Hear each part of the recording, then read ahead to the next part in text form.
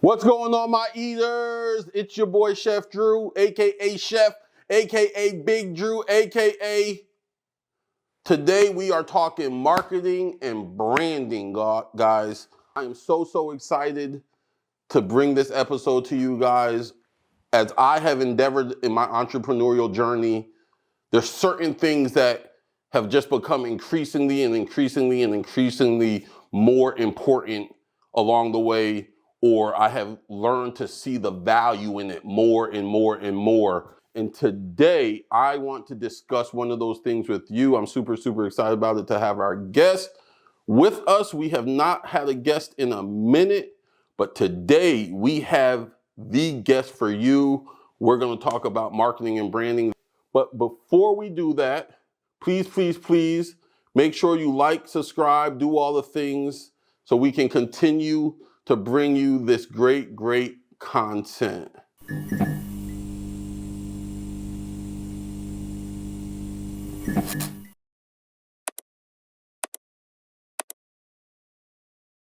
Y'all, so I said we're going to talk about marketing. I'm super psyched. Today, we have my friend, my homie, my boss lady in some ways now, Nancy Tao. She owns Tao Communications, a marketing PR firm here in Atlanta, south side of Atlanta. Nancy, how are you? Good. Thank you so much for having me, by the way. Thank you for being had. Yes. Well, I'm so excited. So, Nancy, y'all listen, this is why you got to talk to people. This is why you got to walk around with your head up.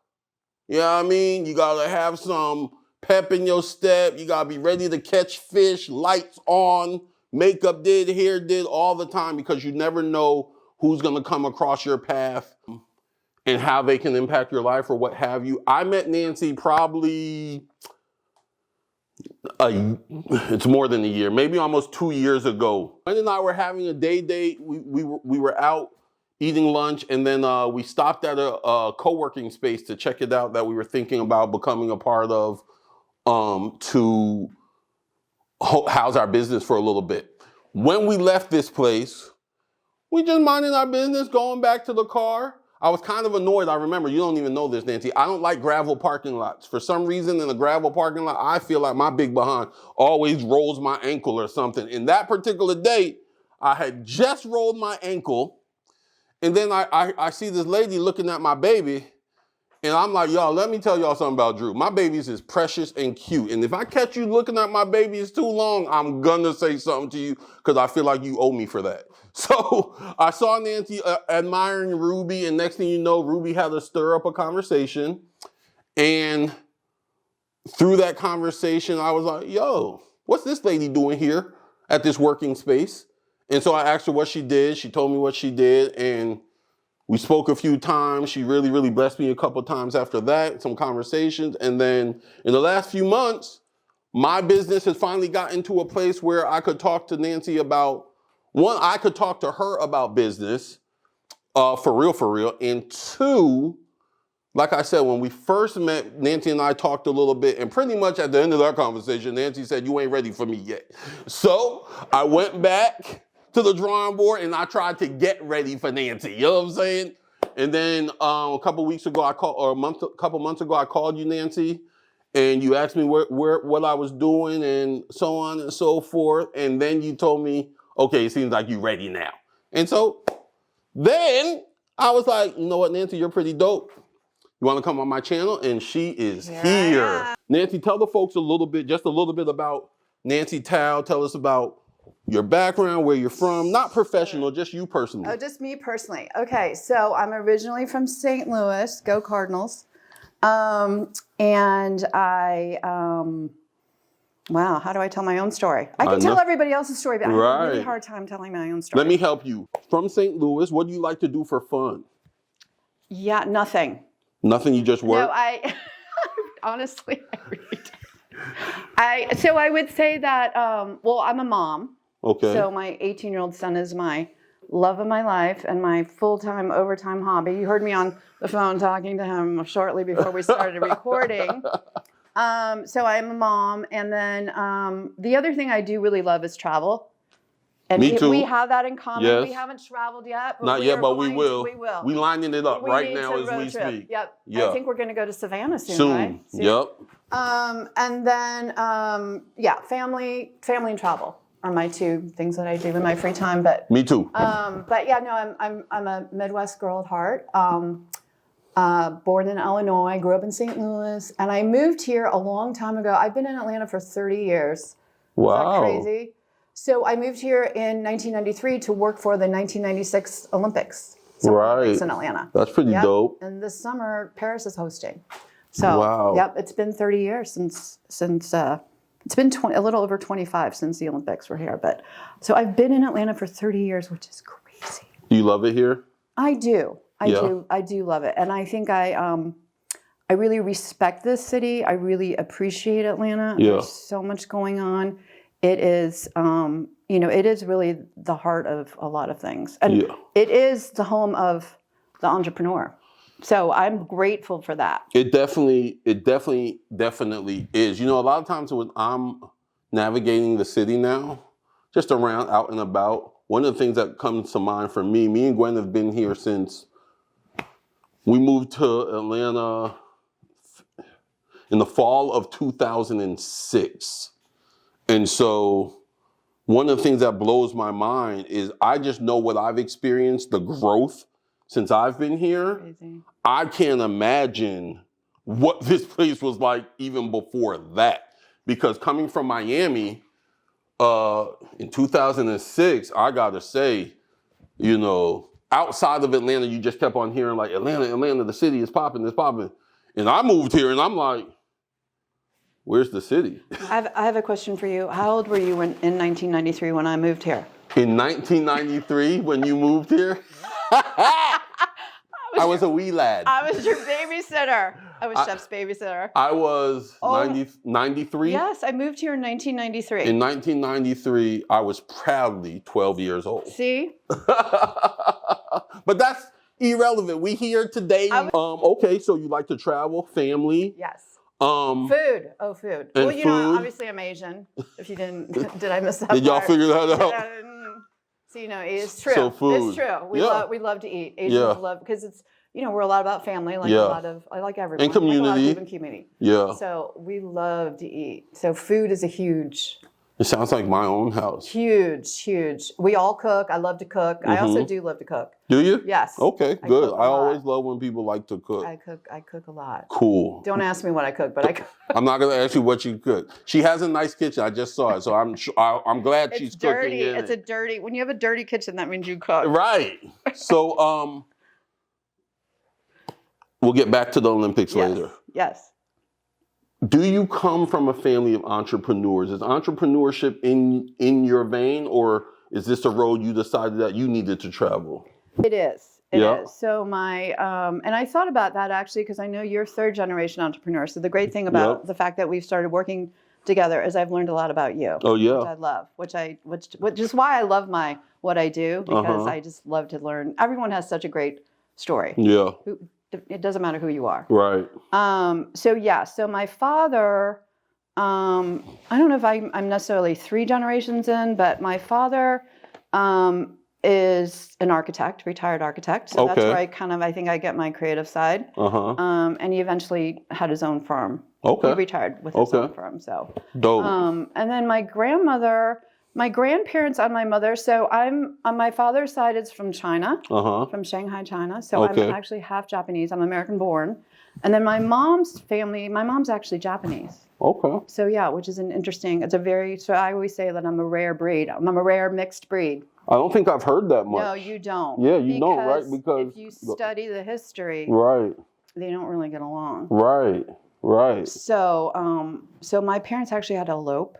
Did they? Yeah, it's not a secret. Yeah. Because my mom's family, very traditional Japanese. My mom's actually American born, but when she started kindergarten, she couldn't speak any English. So they lived on the south side of Chicago. Okay. In Obama's hometown. Yeah. And actually so the Japanese side of my family, my grandparents owned a laundromat. Okay. Yeah, they fulfilled that Asian stereotype. That cash business.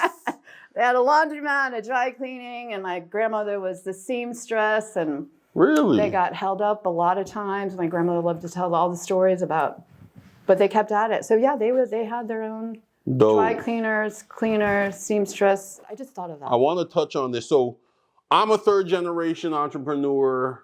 Nancy is like 3 or 4 in. You got 7 generations of entrepreneurship sitting here. And one of the things that just stood out to me as Nancy was talking, and I know this is true for my background, is that a lot of entrepreneurship, it definitely is generational, and it comes almost out of just necessity. I don't think people talk about that enough. Is like a lot of times people, especially like from our backgrounds, who are coming from other countries, they've come to this country, they're remaking a life for themselves, and literally, they just have to make it happen. And then next thing you know, you get to have wonderful testimonies like me and Nancy. Like, I'm proud to say that my grandfather did it, and my mom and my dad did it, and now I'm doing it too. So listen, if you have to make it happen for yourself, generations of people have been doing it, you can do it too, just saying. Talk to me, Nancy, talk to the folks a little bit about grit and just what that, when I say grit to you as far as entrepreneurship and your entrepreneurial endeavors, talk a little bit about that, because everyone ain't got it. Well, that's a good point, because every week I want to go get a real job. Right, throw the towel in. Yeah, I have those moments almost every week. And how long have you had your business for yourself? I can't do this anymore. So I would say, I've been in Atlanta for 30 years. I'd say half of that. So for at least 15 years, you've been doing this thing, and you're saying even still today, you have those moments when you're like, I'm gonna go work for somebody. Yeah. But then what? Then I sober up. All right. I like to be my own boss. I like to be the boss, as you know. Yeah. I like to be my own boss. No, I think there's a lot. I don't think I have one. There's not one answer, at least for me. There's not one reason. But I do like. I like the fact that I have grit. Yeah. Right. Yeah. And I think that, so to me, grit is, being able just to dig in. I can somehow just dig in, and I think about it like climbing a mountain. Somehow I always have another step to step up on. To get to that next place. Somehow it's there, right? Yep. Even though when I doubt myself, which is, pretty common. Right. Pretty often, but I love knowing that there's that next step. Right. And it pushes me. Yeah. And I need to be pushed. Yeah. And I need to be motivated. Right. I mean, I've been at this now for a long time, my career. Yeah. So 30 years is a long time, right? Absolutely. Because when I moved to Atlanta, that was really I came here for my second job. Okay. So I pretty much have been at it for 30 years. So that's a long road. Yeah. I'm nowhere near. We ain't done. We're not done. You just got me, girl, and I know I ain't done, so you ain't done either. But I would say you have to want it. Yeah. Just like anything in life, right? But I think I always say it just takes a leap of faith. You just have to just step out the door. Yeah. And once you're out there, if that's truly where you should be, you'll stay there. I'm gonna say, I feel like, honestly, this is just me. Don't eat me up, nobody. I don't think everyone has grit. I think some people have it, some people don't. In some rare occasions, you can learn it or adapt to it just by being in its circumference. Is that grit comes from really when your business, when the situation and circumstances rub. And not just rub, but rub in an upward way or rub in kind of a way that just makes things a little difficult. And why I say everybody doesn't have it is because in those moments when the whole world gets knocked out from underneath of you, I know you've had these moments in your professional career where it seems like things are going great or everything's working out or everything's lining up, and then the whole house gets knocked over. And you look at that rubble. This is grit. When you look at that rubble and you say, well, you know what? There's a dude over there with a backhoe and a tractor and marketing people and a nice new truck and a big salary. I'm gonna go help him build houses. But the person who has grit says, nah, that was my house. And so even though I'm ticked off right now, and even though I don't want to, I'm gonna rebuild that house. Yeah. And I feel like, Nancy, I see that in you. I know I got it. Not to pat myself on the back, but that's why I wanted to ask you about grit, because everyone does not have that fire. A lot of people quit and quit early. Yeah. So, and that's okay. Yeah. It's okay if you don't have it, right? Right. Yeah. Thank you for bringing that point up. It's not, That's not a slight on anybody who doesn't necessarily. Some days I wish I didn't have grit. Yeah, me too. I wish I didn't have grit every day. Okay. But my daddy had grit, and so did my grandpa. And I guess I got it now too. And hopefully my children will have it as well. And you know what? The funny thing is, I probably in the last 10 years, and I think especially since COVID, because, you know, everyone's done the pivot and all of that. I hate to use all these COVID words, but it's true. So I think a lot of people, a lot of businesses, a lot of business owners have pivoted and have kind of done their own thing. Right. And gone to taken that leap of faith. Yeah. Right. Yeah. And, you know, they're doing what they really are passionate about. Right. And since that time, I feel like I represent more and more of those people of grit. Yeah. And they're small business owners. Yeah. They're solopreneurs. They're people who have left all different kinds of things to start crazy businesses. I have this amazing client woman who started her own pancake mix. Yep. 3-in-1 pancake mix. Yep. Before that, she was a pharmaceutical salesperson. Really? I mean, pharmaceutical sales to pancake mix. To pancake creator, mix. Founder, award-winning. Wow. But she's always loved to cook from the time she was young. What's her brand? What's it called? Barlow's. Barlow's. 3-in-1 pancake. 3-in-1 pancake mix. Pancake mix. That's her client's work. That's Nancy's work. Barlow's 3-in-1 pancake mix. Not a shameless plug, just a plug. Just a plug. But honestly, so I have represented more and more, I'm just going to say people of grit. Yeah. Who have done amazing, including you. Appreciate it. Amazing stories. And, you know, every day you got to get up and do it, right? Absolutely. Every day, whether you want to or not. Okay. And people do that anyway. People who work for someone else, you still do that. Right. But yeah, but you know, you got to make it all happen, right? So, right.